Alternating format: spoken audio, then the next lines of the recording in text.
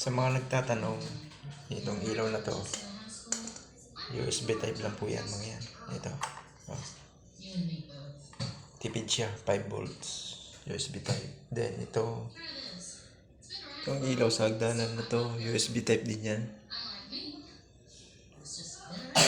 5 volts. Para sa charger ng cellphone.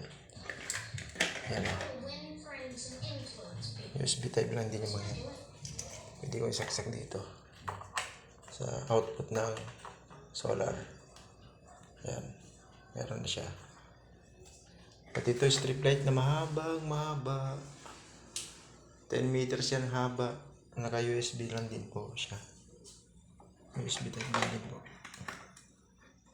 Yan o. Oh. Matay na. Saksak ulit. Yan. Buhay na naman. Ganun lang. Tipid siya. Solar. Pati yung Christmas light ko sa labas. USB type lang din lahat to. Ayan o. Ayan yung kanya. 12 volts to 5 volts USB type. Yung dalawang ilaw na yan. Pupunta siya dito sa may battery ng solar.